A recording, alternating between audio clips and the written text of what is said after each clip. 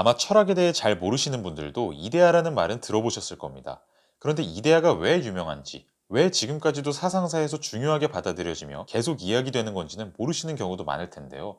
이데아는 소크라테스의 제자 플라톤이 많이 사용하면서 유명해진 개념입니다. 플라톤은 소크라테스를 중심 화자로 등장시켜 책을 여러 권 썼습니다. 사실 소크라테스는 철학의 아버지격으로 유명하지만 본인은 책을 한 권도 쓰지 않았습니다. 소크라테스의 말이 후대에 전달된 건 거의 플라톤의 책을 통해서입니다. 그리고 소크라테스가 살아생전 했던 말에 플라톤이 얼마만큼 자신의 생각을 덧붙여서 책을 썼는지는 알 수 없죠.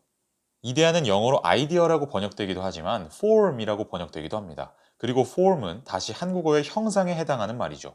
서양 철학을 공부하다 보면 여기저기서 형상이라는 말이 등장합니다. 꼭 고대 철학이 아니어도 근대, 심지어 현대까지도 형상은 아주 자주 쓰이는 말입니다. 처음 접하면 형상이 도무지 뭔지 감이 잘 안 잡히는데요. 특히 한국어에서는 잘 안 쓰는 말이다 보니 더더욱 그렇습니다. 그런데 대부분 경우 형상은 플라톤의 이데아와 비슷한 뜻을 갖는다고 이해하시면 편합니다.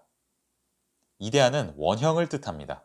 플라톤은 현실에서 우리가 보는 모든 것은 다 어떤 의미에서 가상에 불과하다고 생각했습니다. 더 높고 완전한 차원의 원형들이 존재하고 우리가 살아가는 낮고 불완전한 차원의 현실은 그 원형이 변형되어 나타났다는 거죠. 예를 들어서 물질적 현실에서의 삼각형은 항상 불완전합니다. 삼각형은 직선 3개로 이루어져 있어야 하는데 현실에는 완전한 직선이 존재하지 않죠. 아무리 올곧아 보이는 선이라도 확대해서 보면 구불구불하기 마련입니다. 따라서 현실에는 엄밀히 말해 진정한 삼각형이 존재하지 않습니다.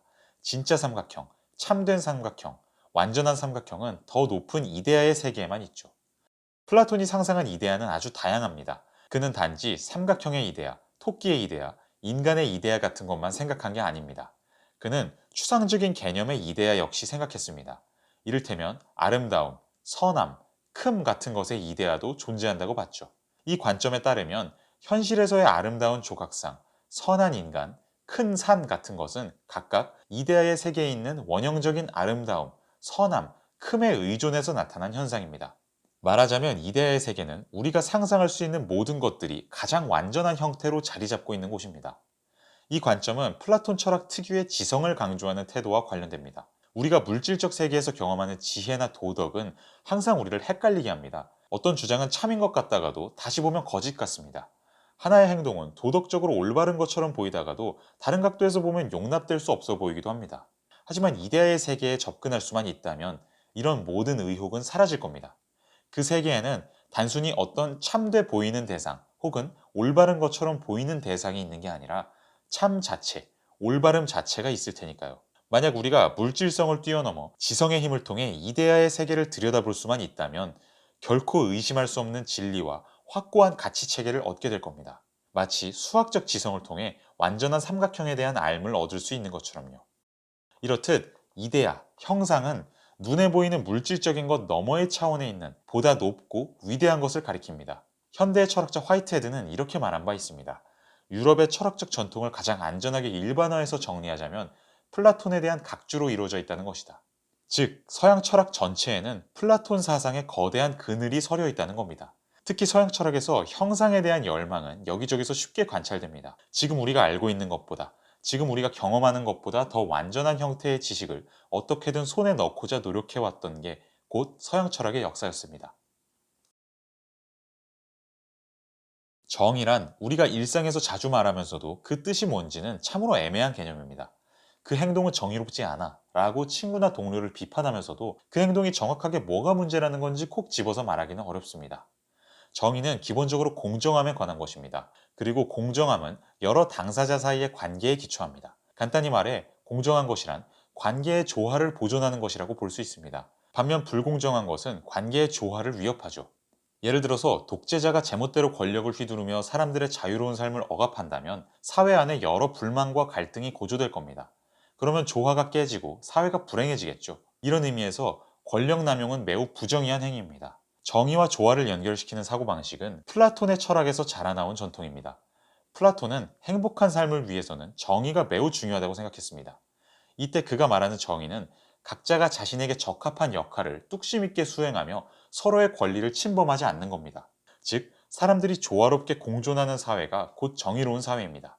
한 사회가 행복하게 유지되려면 의식주가 필요하고 외세의 침략을 물리칠 능력도 있어야 하며 적절한 교육과 올바른 정치도 필요합니다.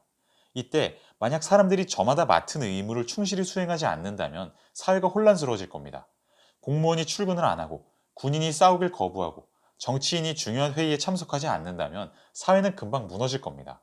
또한 사람들이 각자에게 할당된 권리를 넘어 남의 영역을 침범하려고 해도 문제입니다. 정치에 지식이 없는 영화 배우가 느닷없이 국무회의에 참석하려 하거나 요리라고는 해본 적 없는 군 장성이 셰프에게 칼질을 가르치려 들면 일이 제대로 돌아갈 수가 없습니다. 각자가 자신이 머물러 마땅한 영역 안에 머물며 그곳에서 최선을 다할 때 비로소 사회가 매끄럽게 굴러갈 겁니다.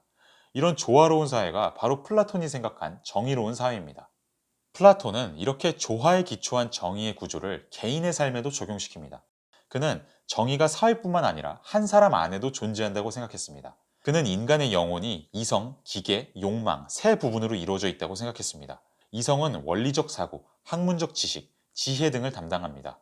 인간이 물질적 세계를 뛰어넘어 이데아의 세계와 소통할 수 있도록 하는 능력이 바로 이성입니다. 기계는 옳지 않아 보이는 것이 있으면 용기를 내서 화를 내며 그것을 바로잡도록 합니다.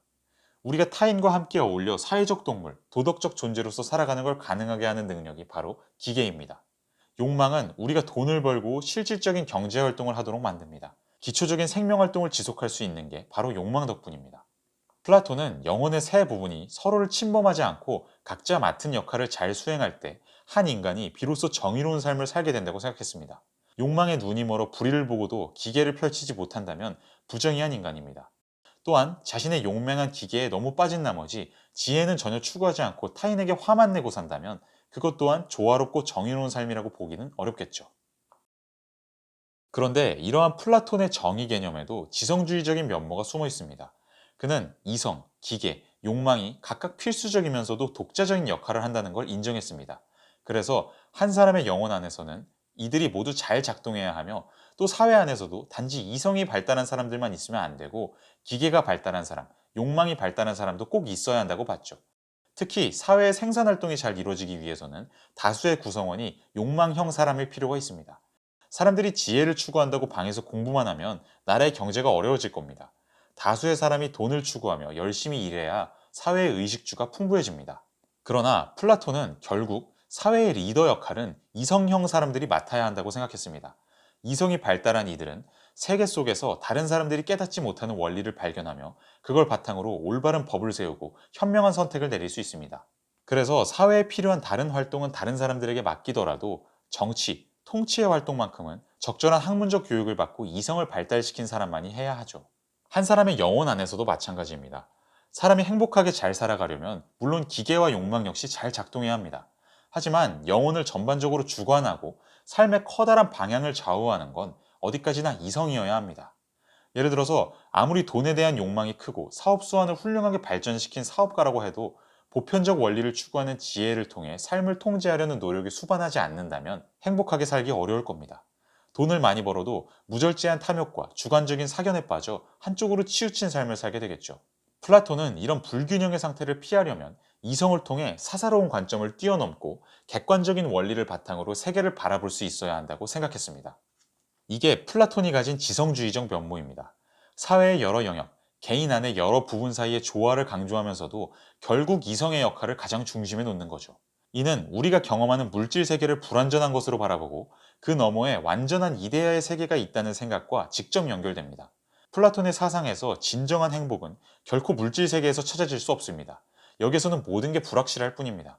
행복 그 자체, 조화 그 자체, 정의 그 자체는 모두 이데아의 세계의 확고한 형태로 자리 잡고 있습니다. 그렇다면 우리가 해야 할 최선은 이성을 통해 이데아의 세계에 접근하는 것이죠. 그것만이 가장 확실한 지혜와 행복에 이르는 길입니다. 현대 철학에서는 이런 플라톤의 지성주의적 체계에 반발하는 움직임도 많이 일어났습니다. 인간을 지적인 존재인 이상으로 몸을 가진 존재, 느끼며 살아가는 존재, 감정을 가진 존재로 바라봐야 한다는 생각이 많이 제기됐죠. 그동안 플라톤 사상의 영향 아래 무시되어 왔던 물질적 세계와 감정적 현상에 주목해야만 비로소 인간과 세계를 제대로 이해할 수 있다는 겁니다. 또한 행복한 삶 역시 지성주의적 선입견을 내려놔야만 이루어질 수 있는 거고요. 크게 보면 현대 철학은 플라톤 전통에 뿌리를 둔 지성주의와 그의 반기를 든 반지성주의가 서로 싸우면서 발전했다고도 해석할 수 있습니다.